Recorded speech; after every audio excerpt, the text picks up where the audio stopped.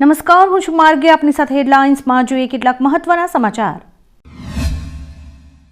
Epstein files જાહેર થતાં વિશ્વભરમાં ખળભળાટ મચ્યો છે. 30 લાખ પાનાના દસ્તાવેજોમાં ટ્રમ્પ, ક્લિન્ટન અને બિલ ગેટ્સ જેવા 1000 હાઈ પ્રોફાઇલ નામ ખુલતા 10 દેશોમાં રાજીનામાનો દોર શરૂ થયો છે. બ્રિટન, નોર્વે અને સ્વીડનમાં રાજદ્વારીઓએ પદ ગુમાવ્યા છે, જ્યારે કે 80થી વધુ દિગ્ગજો સામે તપાસ શરૂ થઈ છે.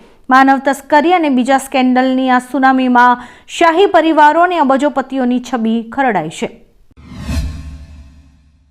ઓપરેશન સિંદૂર દરમિયાન પાકિસ્તાનના 12 એરબેઝ ધ્વસ્ત કર્યા બાદ ભારત ફ્રાન્સ સાથે 300 મિલિયન યુરોની સ્કાલ્પ ક્રૂડ મિસાઇલ ડીલ પૂર્ણ કરવાના અંતિમ તબક્કે છે.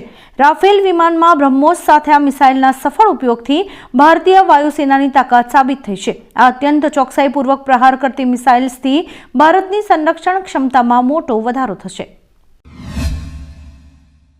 T20 વર્લ્ડ કપમાં સૂર્યકુમારની ચિંતા વધી છે. અમેરિકા સામે જીત બાદ અભિષેક શર્માની તબિયત લથડતા તે ફિલ્ડિંગમાં નહોતો આવ્યો. બુમરાહ તાવને કારણે બહાર હતો, પરંતુ 12મી ફેબ્રુઆરીએ નામ્બિયા સામે તે પરત ફરી શકે છે. જો બુમરાહ આવશે તો શાનદાર ફોર્મમાં હોવા છતાં મોહમ્મદ સિરાજને પ્લેઇંગ 11માંથી બહાર બેસવું પડી શકે છે.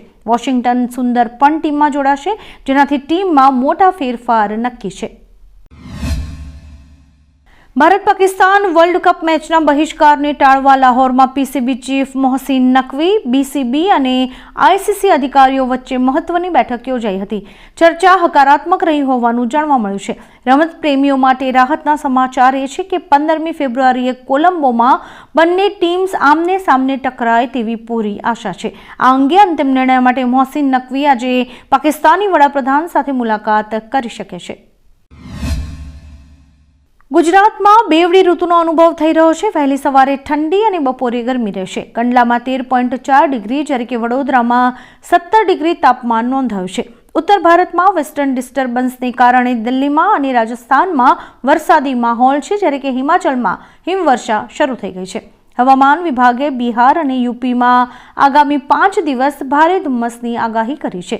દેશભરમાં તાપમાનનો પારો સતત ગગડી રહ્યો છે. મેરઠમાં 22 વર્ષીય યુવકનું રાત્રે પબજી રમતા મગજની નસ ફાટી જવાથી મોત થયું છે. સતત ગેમ રમવાને કારણે તેનું બ્લડ પ્રેશર 300ની પાર પહોંચી ગયું હતું. 2 દિવસની સારવાર બાદ રવિવારે તેણે દમ તોડ્યો હતો. પરિવારનો એકમાત્ર પુત્ર છેલ્લા 4 મહિનાથી આ જીવલેણ લતનો શિકાર હતો.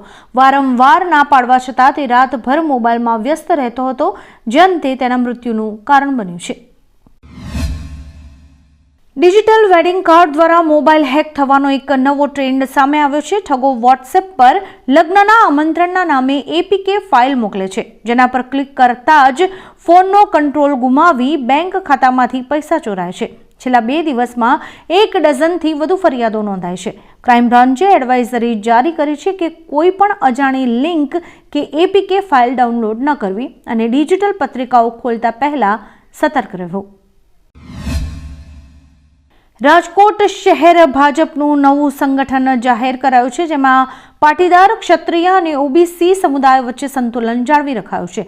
નવા માળખામાં 8 વાઇસ પ્રેસિડેન્ટ્સ, 3 જનરલ સેક્રેટરી, 8 સચિવો અને 1 ટ્રેઝરરની નિમણૂક કરાઈ છે. મહામંત્રી તરીકે વલ્લભભાઈ દુધાત્રા, યોગેન્દ્રસિંહ જાડેજા અને લલિત વડોલિયાને સ્થાન મળ્યું છે. ઉલ્લેખનીય છે કે આ વખતે યુવા મોરચામાં નવા ચહેરાઓને તક અપાઈ છે. જાપાનને સનાએ તાકાઇચીના રૂપમાં પ્રથમ મહિલા વડાપ્રધાન મળ્યા છે. તેમની પાર્ટી એલડીપીએ વિન્ટર સ્નેપ પોલમાં 233થી વધુ બેઠકો સાથે ભવ્ય બહુમતી મેળવી છે. આ ઐતિહાસિક જીત બદલ પીએમ મોદીએ સોશિયલ મીડિયા પર અભિનંદન પાઠવ્યા હતા. મોદીએ વિશ્વાસ વ્યક્ત કર્યો હતો કે તાકાઇચીના નેતૃત્વમાં ભારત અને જાપાનના સંબંધો નવી ઊંચાઈઓ સર કરશે. આ જીત જાપાનના રાજકારણમાં એક નવા યુગની શરૂઆત છે. અમદાવાદમાં 9મી ફેબ્રુઆરીએ યોજાનારા હું નાથુરામ ગોડસે નાટકનો એનએસયુઆઈ અને યુથ કોંગ્રેસે આક્રમક વિરોધ શરૂ કર્યો છે.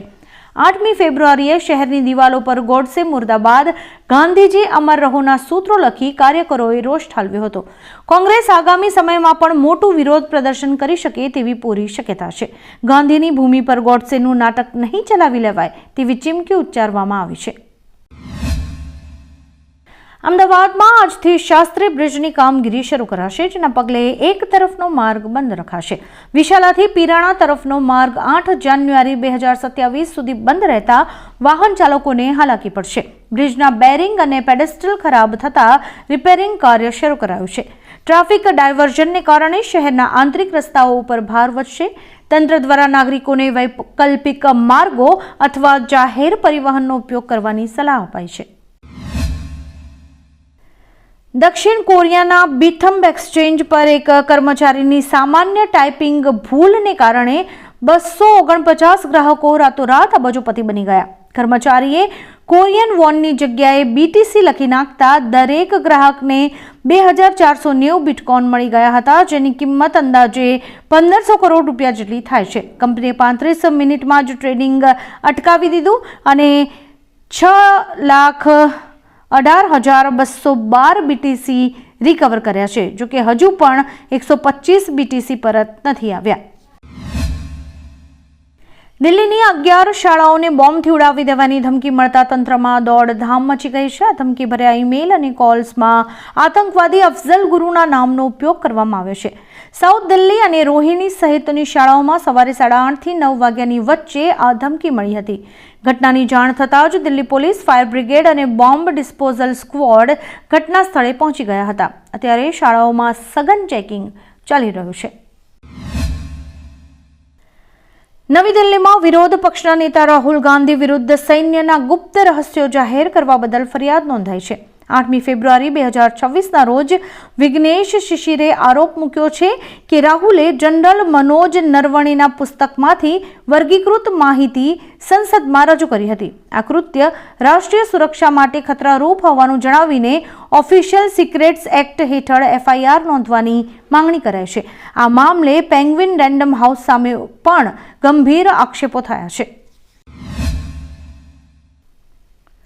સુરતના ઇન્ટરનેશનલ એરપોર્ટ પર કસ્ટમ અને DRIના સંયુક્ત ઓપરેશનમાં બેંકોકથી આવેલી ફ્લાઇટમાંથી કરોડોનો ગાંજો ઝડપાયો છે. તપાસ દરમિયાન સીટ નીચે છુપાવેલો કુલ 17 કિલોગ્રામ જેટલો જથ્થો મળી આવ્યો હતો, જેની બજાર કિંમત અંદાજે 9 કરોડ રૂપિયા આંકવામાં આવી છે. આ પ્રકરણમાં પ્રવીણ કરમવીર, પ્રદીપ ભાન, વિક્રમ બુકલ અને અંશુલ ગુપ્તાની ધરપકડ કરાઈ છે. મોરબીના GIDC વિસ્તારમાં એક ફેક્ટરીમાં દૂધ ગરમ કરવાના બોઇલરમાં અચાનક બ્લાસ્ટ થતા દોડધામ મચી ગઈ હતી. આ દુર્ઘટનામાં એક શ્રમિક ગંભીર રીતે દાઝી ગયો છે. પ્રાથમિક તપાસમાં સામે આવ્યું છે કે ઓવરહીટિંગને કારણે તાપમાન મર્યાદા કરતાં વધી જતા બોઇલર ફાટ્યું હતું. અત્યારે ઇજાગ્રસ્ત શ્રમિકને સારવાર માટે ખસેડાયો છે અને ઘટના સ્થળે વધુ તપાસ હાથ ધરાઈ છે. પોસ્ટ ઓફિસની SCSS રોકાણકારો માટે વરદાનરૂપ સાબિત થઈ રહી છે. આ સરકારી યોજનામાં 8.2% દરે શાનદાર વ્યાજ મળી રહ્યું છે, જે બેંક FD કરતાં પણ વધારે છે. જો કોઈ વરિષ્ઠ નાગરિક જોઈન્ટ એકાઉન્ટમાં ₹30 લાખનું રોકાણ કરે તો તેને વાર્ષિક 2,46,000 રૂપિયાની વ્યાજની આવક થાય છે. આ ગણતરી મુજબ રોકાણકારને દર મહિને 20,500 રૂપિયાની નિયમિત આવક મળે છે. આ સ્કીમમાં 5 વર્ષનો લોક-ઇન પીરિયડ છે અને ટેક્સમાં પણ છૂટ મળશે. T20 વર્લ્ડ કપ 2026માં ભારત પછી નેપાળની ક્રિકેટ ટીમે ટિકિટ વેચાણમાં નવો રેકોર્ડ બનાવ્યો છે. રિપોર્ટ મુજબ નેપાળ ટુર્નામેન્ટમાં ભીડ ખેંચનાર બીજો સૌથી મોટો દેશ બની ગયો છે. વાનખેડે સ્ટેડિયમમાં ઇંગ્લેન્ડ સામેની મેચ માટે નેપાળી ચાહકોએ લગભગ તમામ ટિકિટો ખરીદી લીધી હતી. રોહિત પૌડેલની કેપ્ટનશીપ હેઠળની ટીમને મળતું જબરદસ્ત સમર્થન જોઈને આયોજકો પણ દંગ રહી ગયા છે. જૂનાગઢ પટેલ કેળવણી મંડળની કન્યા હોસ્ટેલમાં 24 કલાક અજાણ્યો યુવક બાથરૂમમાં છુપાયેલો રહેતા ચકચાર મચી ગઈ છે. વાલીઓએ આક્ષેપ કર્યો છે કે રજૂઆત કરવા જતા ટ્રસ્ટીઓએ ગાળો ભાંડીને અસભ્ય વર્તન કર્યું હતું. ખેડૂતોના ફાળાથી બનેલી આ સંસ્થામાં દીકરીઓની સંખ્યા 2000થી ઘટીને 600 થઈ ગઈ છે. વહીવટદારોની મનસ્વી નીતિ વિરુદ્ધ 9મી ફેબ્રુઆરીએ સામાજિક મહાસંમેલન બોલાવવામાં આવ્યું છે. આવા જ કેટલાક રસપ્રદ સમાચારો નિહાળવા માટે અમારી YouTube ચેનલને લાઇક, શેર અને સબસ્ક્રાઇબ કરો અને જોતા રહો હેડલાઇન્સ.